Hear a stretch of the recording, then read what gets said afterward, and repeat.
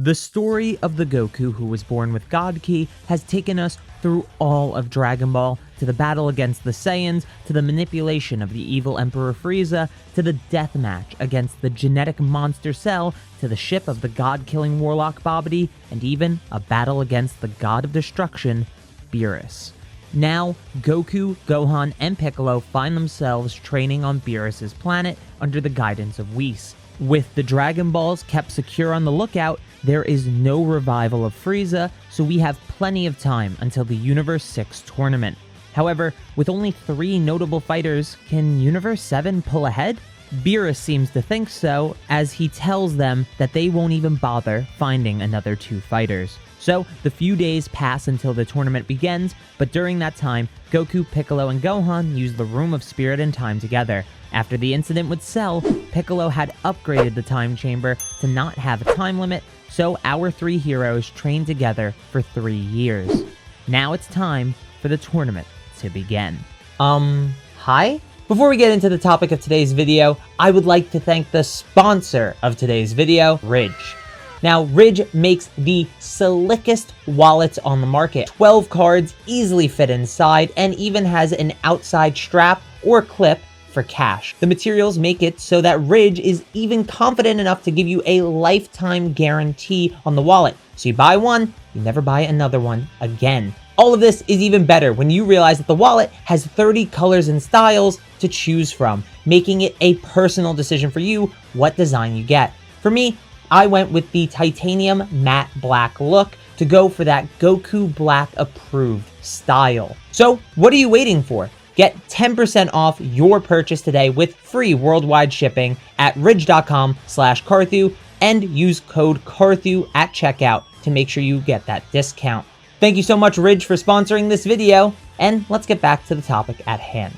The order for the tournament is Piccolo, Goku, then Gohan, while Universe 6's order remains the same. Piccolo doesn't have the tendency to hold back like Goku does, and because of this, he takes out Botomo and Frost with relative ease. This means Vegeta is next, and with the enclosure over the top of the arena, the fight is actually extremely difficult for Piccolo. Namekians survive entirely off water if you didn't know. This means the heat is incredibly negative to their physical health. With no other option left, Piccolo activates his God Ki that he learned from Whis' training, so he can overpower Vegeta, and this results in a double knockout, Piccolo having taken out 3 of the 5 opponents, and earning a bit of Beerus' respect in the process. Next up is Goku, who will have to face the Saiyan from Universe 6, Cabba. Goku decides to have fun against Cabba, looking at him more like one of his own children rather than an enemy. That's when Cabba takes a stance reminiscent of an enemy from long ago, the stance Vegeta had taken against Goku back on Earth many, many years ago. This was nostalgic, and even better, it makes Goku excited to fight someone just for the sake of testing each other rather than having the fate of the world on the line. Goku decides to take his time battling Cabba, and he becomes more interested in the Saiyans as a whole, a universe where the Saiyans weren't malicious like the Saiyans in Universe 7, and they were able to become so much more because of it. Eventually, Goku begins to use more and more of his power, eventually leading to his victory against the young Saiyan. Before he leaves the arena, Goku stops Cabba and tells him that they should fight again sometime, but before they do, he should ask Vados about using God Ki. Cabba nods and returns to the benches, making way for the legendary assassin of Universe 6, Hit, to enter the arena. The true fight was finally about to begin. Hit and Goku stare each other down. Goku can tell immediately that Hit's power will require Super Saiyan Blue right off the bat, so he transforms and gives off an immense pressure with his God Ki. Hit doesn't show it, but there's a slight excitement boiling inside him. Could this be the first opponent to actually give him a challenge?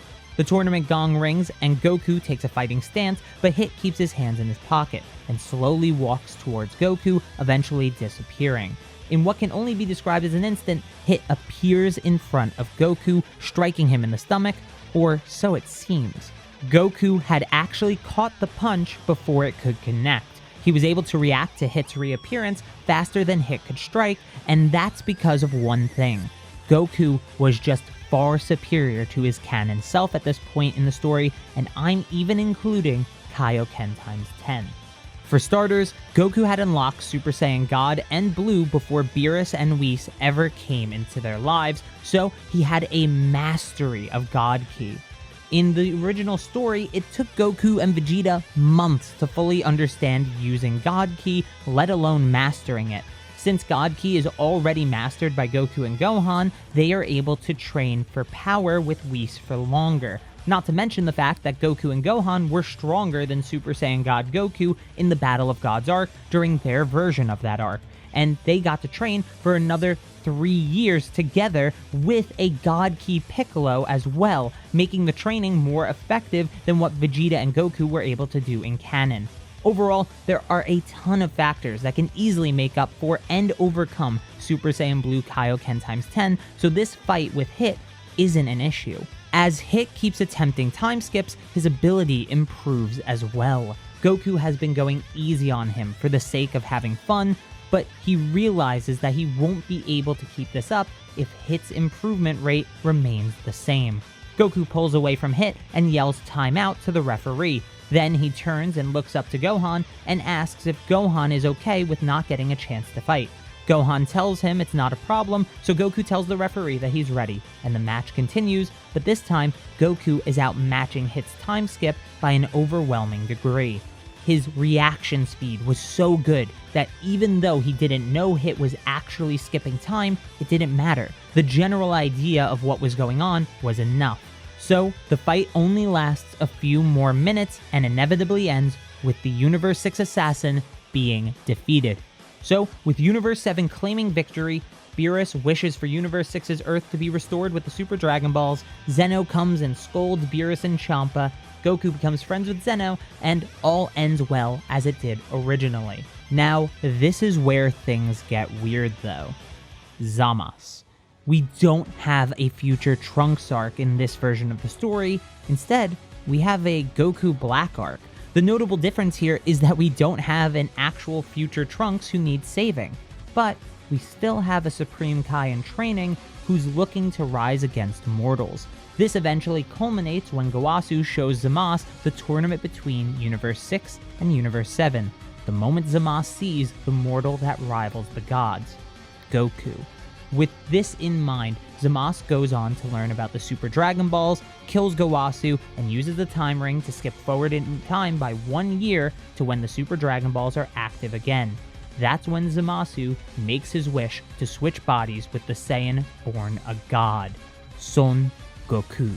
Everyone is back on Earth at this point, so when the switch happens, Gohan and Piccolo notice not only a change in Goku's ki, but also a new presence on Earth. The two rush over to find out what's going on, but when they arrive, it's too late.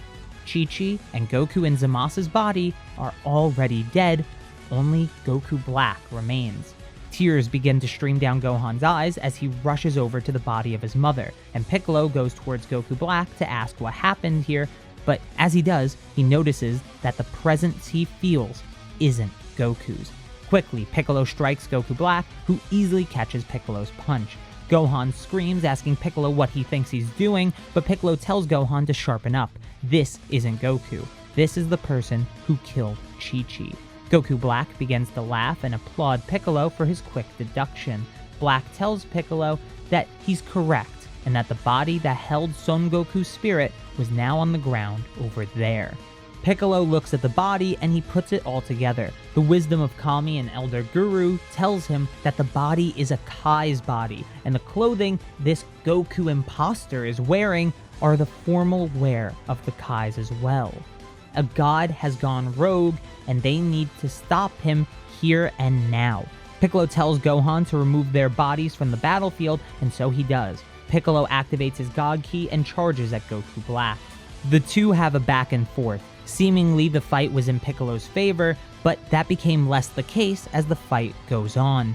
Goku Black is getting stronger in battle, and Piccolo can't keep up with his evolution. Eventually, Piccolo is knocked away, and Goku Black goes in for the final blow. That's when Gohan returns as a Super Saiyan Blue and knocks Black away in response. No matter how strong Black is in Goku's body, he wouldn't be able to overcome the difference of Super Saiyan Blue. Goku Black once again laughs as he rises from the ground. Super Saiyan Blue, a pale imitation of the power of the gods. But if you can do it, so can I.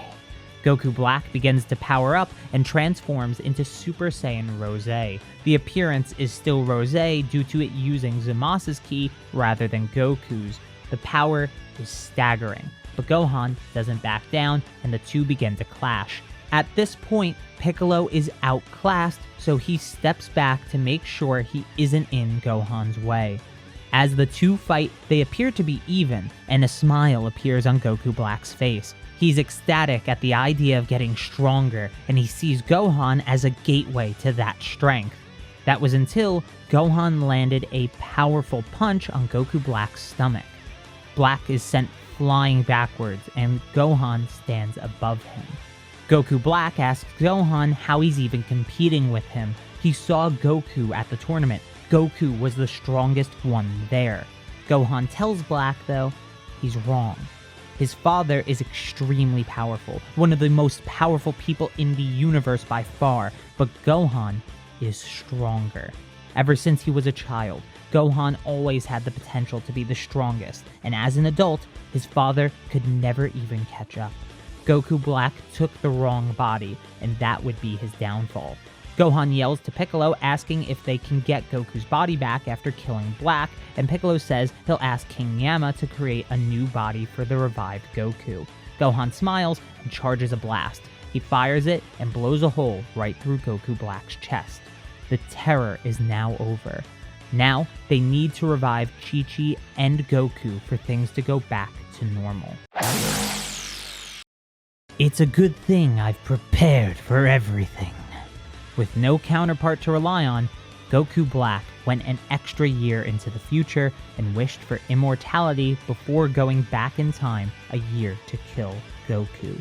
With an immortal Goku Black, the situation just became much worse.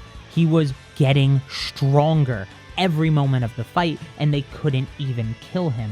Piccolo enters Gohan's mind and tells him they'll have to talk in secret through telepathy in order to work around Black's powers. Gohan agrees, and Piccolo tells Gohan to switch out. When they pass each other, there'll be a moment where Gohan can take a Senzu from Piccolo. So they do, and Piccolo starts battling an unwinnable fight. Gohan eats the Senzu, and the two switch again. Goku Black is becoming more excited by the second with this battle. These two were perfect for growing his seemingly limitless battle power. That's when Gohan blasts both of Goku Black's legs before jumping away. You're immortal, but it takes a moment for serious wounds to heal. Black laughs and wonders what sort of ridiculous plan they've come up with. That's when he hears Piccolo shout the word Mafuba, the evil containment wave. The best way to deal with an immortal is to seal them away, something even Beerus and Whis agree with. So, Piccolo seals Goku Black in a jar he made with the same technique he makes clothes with, ending the threat of Goku Black once and for all. Piccolo takes the bottle with Goku Black in it and brings it to the lookout, where it could never be unsealed again. Piccolo then takes the Dragon Balls out and brings forth Shenron. Through the wisdom of Elder Guru, the Dragon Balls have been upgraded since Piccolo became God, so they can revive people indefinitely. King Yama created a new body for Goku in the afterlife, so when revived, he was back to normal, as was Chi-Chi. The world was saved, and things were back to normal for now. Peace has returned to the universe for the time being, but maybe we have a tournament to look forward to in the near future. I don't think Goku got a Zeno button this time, so I'm not too sure about that one. Guess we'll have to save that for a potential next part. But for now, consider this a finale type part. Make sure you hit like and subscribe for more Dragon Ball content, and thank you so very much for watching.